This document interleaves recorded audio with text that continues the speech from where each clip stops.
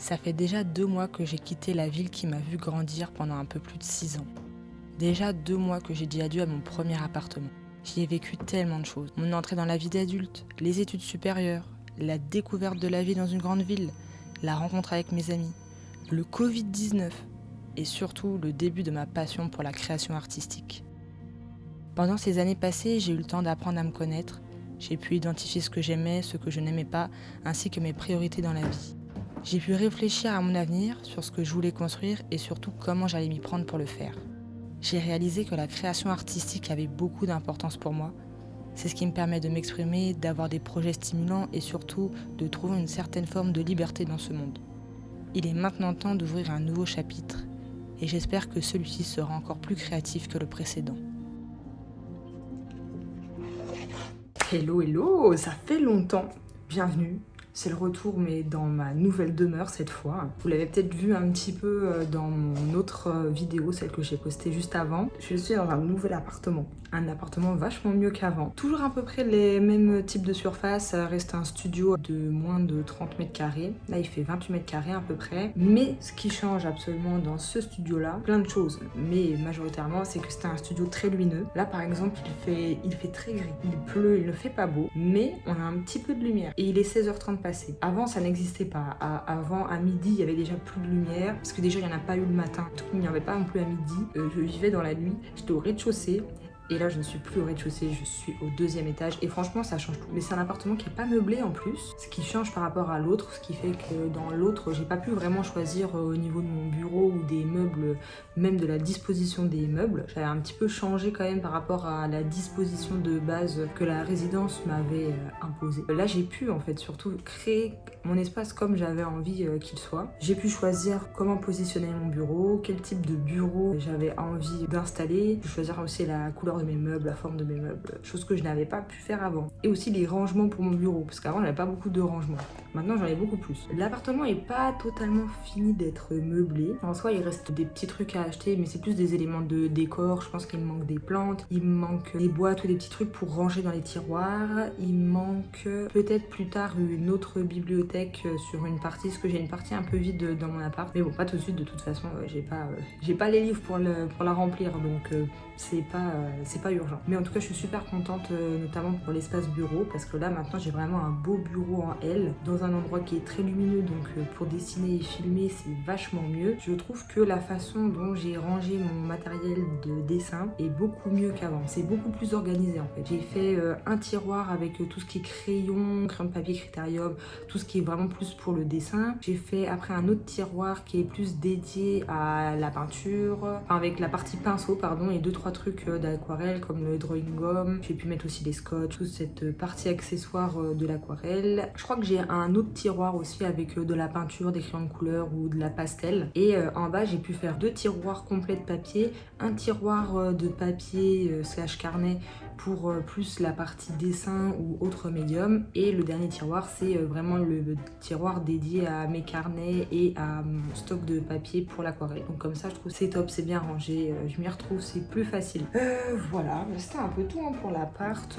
J'ai pas grand chose à vous montrer, hein. C'est un studio donc vous l'avez déjà un peu vu, on fait vite le tour. Ah oui, je pense que vous avez vu depuis le déménagement, j'étais un peu absente des réseaux sociaux. Enfin j'y suis allée mais j'étais beaucoup moins active qu'avant. J'avoue que le rythme que les réseaux imposent pour avoir de la visibilité m'a un petit peu saoulée dans un sens. Je me suis sentie un peu, quand j'étais dans mon autre appartement, sous pression, toujours dans l'idée de essayer de poster un max de posts sur Insta avec des reels, machin, histoire qu'on puisse voir un peu mon travail. Mais ça m'a desservi dans le sens où j'avais moins de temps mental à me consacrer à qu'est-ce que j'allais bien pouvoir peindre, qu'est-ce que j'allais pouvoir créer. Du coup, j'ai ralenti. En plus, comme je suis pas mal occupée en ce moment en dehors du dessin, j'ai plein de choses à faire et le déménagement m'a aussi beaucoup occupée.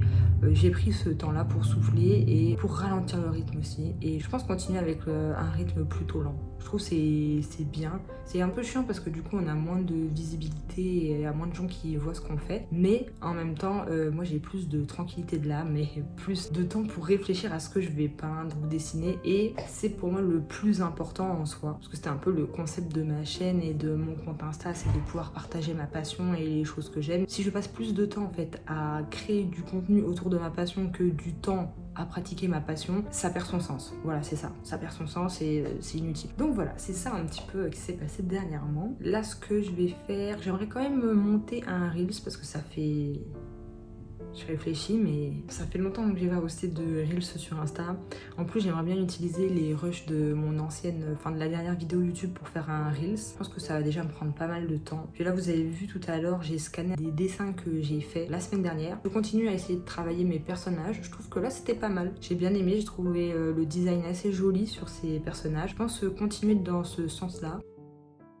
Ah oui, et au niveau des rangements, j'ai aussi dans ma bibliothèque utilisé 2 étagères pour ranger des livres ou des trucs d'art que j'avais et que je savais pas où ranger. Du coup, j'ai fait l'avant-dernière étagère, j'ai mis plein de livres d'art. Donc on peut retrouver des BD que j'avais adoré avec un style graphique super. Je sais pas si vous les connaissez, je les ai trop aimés celles-là. Après, j'ai des livres sur la peinture, des livres sur le dessin. Celui-là, je l'avais acheté l'année dernière, j'avais fait une vidéo dessus. Donc un livre pareil qui parle d'aquarelle. Là, on a des livres d'histoire de l'art. Et là, on a des livres de dessin. Les Morphos, super livres. Et j'aime bien aussi ceux-là. C'est le carnet de croquis urbain. Je trouve ils sont bien. Il y en a spécial pour l'aquarelle en plus. C'est des bons livres pour avoir des pistes de recherche pour apprendre à dessiner. J'ai mis mes anciens pinceaux, l'époque où je faisais un peu de peinture à l'huile et de la peinture acrylique. Oui, je suis passée par un petit peu tous les stades de peinture. Donc j'ai mis les grands pinceaux ici parce que ça rentrait pas dans les placards. J'ai mis les bombes fixatrices pour toutes les techniques sèches et les techniques à l'huile, enfin pastel à l'huile. Et le gesso que j'utilise pareil pour la peinture à l'huile quand j'en faisais encore parce que j'en fais plus parce qu'en appartement c'est un peu compliqué. Et en dessous, dans des boîtes à chaussures Doc Martens, ma marque préférée de chaussures, j'ai rangé ici toute la peinture à l'huile. Donc il y a tous les médiums ici et là il y a tous les tubes de peinture. Et dans l'autre boîte, j'ai rangé l'acrylique. L'acrylique, c'était vraiment la première peinture que j'ai faite, enfin que j'ai testée. Et j'aime vraiment pas l'acrylique. Mais je vais pas jeter tout ce que j'ai acheté, donc je le laisse ici, ça fait un souvenir.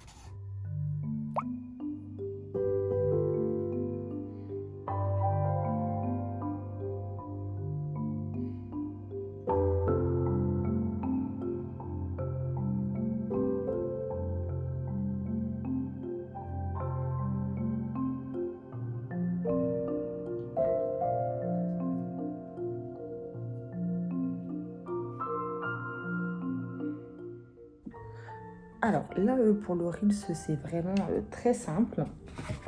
En gros, j'ai récupéré un audio que j'ai trouvé sur Insta, que j'aimais bien, qui parle de peinture.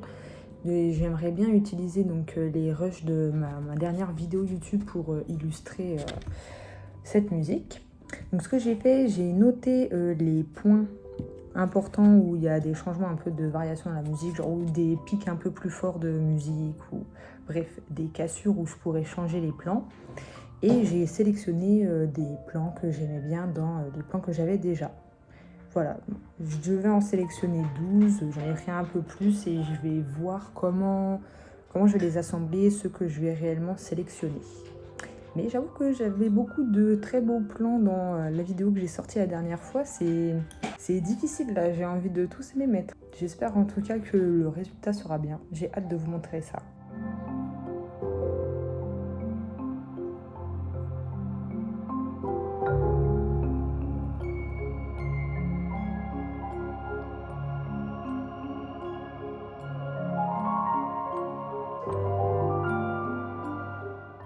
Alors, aussitôt terminé, aussitôt posté, j'ai déjà posté le reel sur Insta.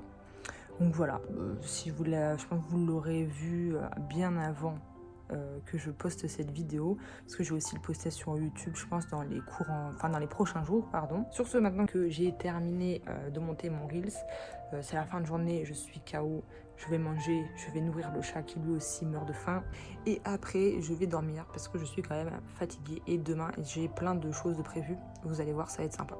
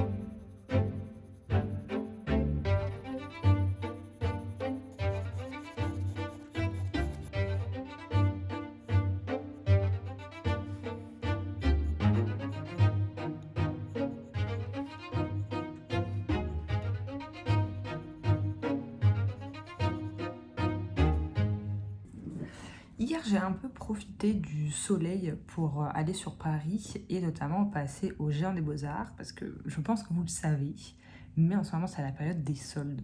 Et je me suis dit, quel est le meilleur endroit pour moi pour aller faire les soldes? Et c'était bien le Géant des Beaux-Arts. Du coup, j'y suis allée, mais je voulais acheter un truc en particulier. Quand j'y suis allée, j'ai vu qu'il n'y avait pas énormément de soldes affichés. Alors, je sais pas si c'est parce que tout était sur... Enfin, en gros, toutes les informations étaient sur Internet ou ça passait via notre carte, enfin, carte de fidélité.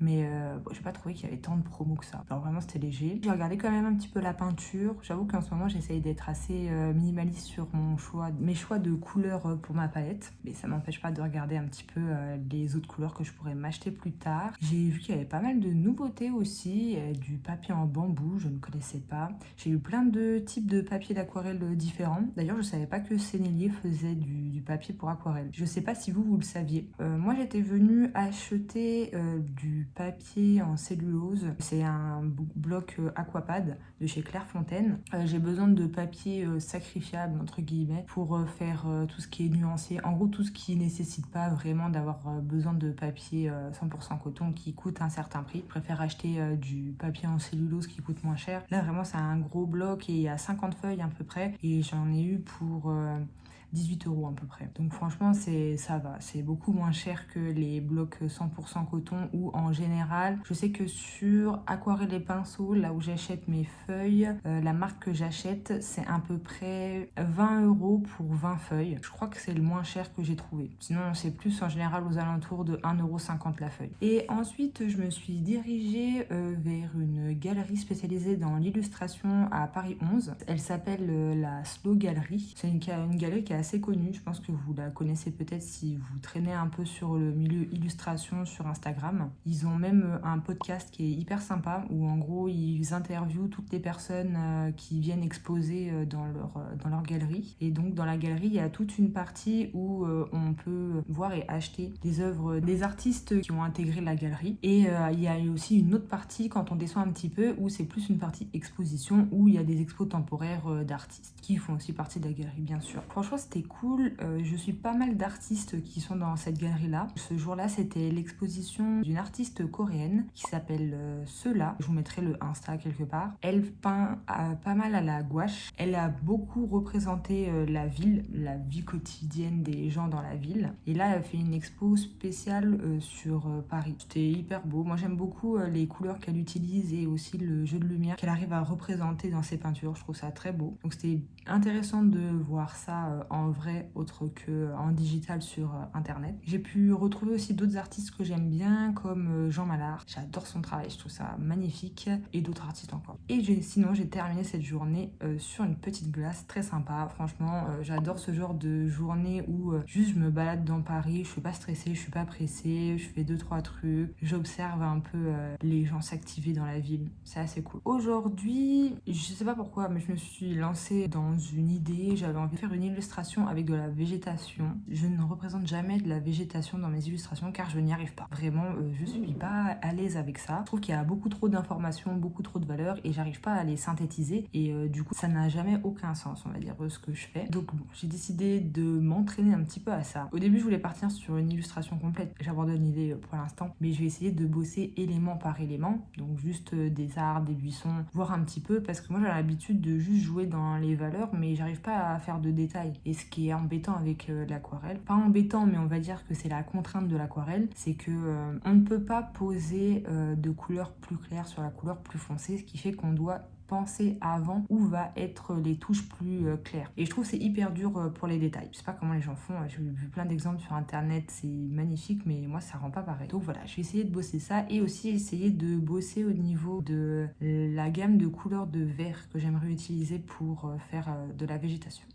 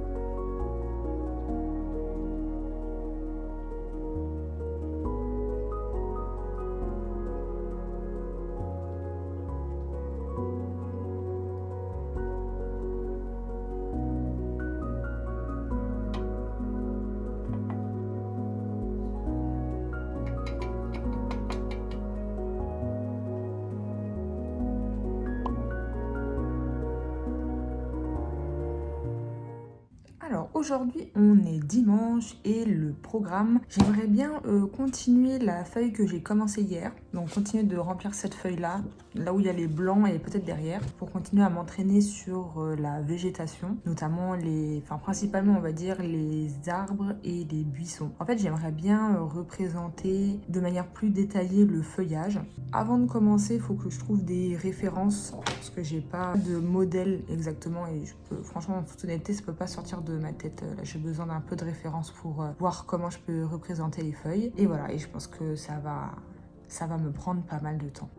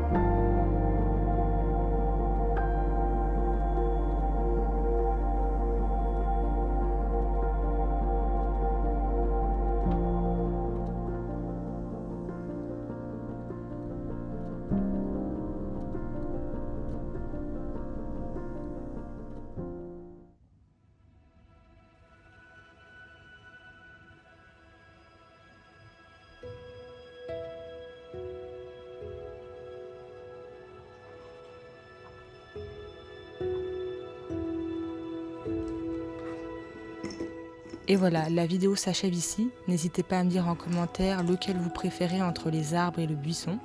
On se dit à bientôt et j'espère plus rapidement que la dernière fois. Prenez soin de vous.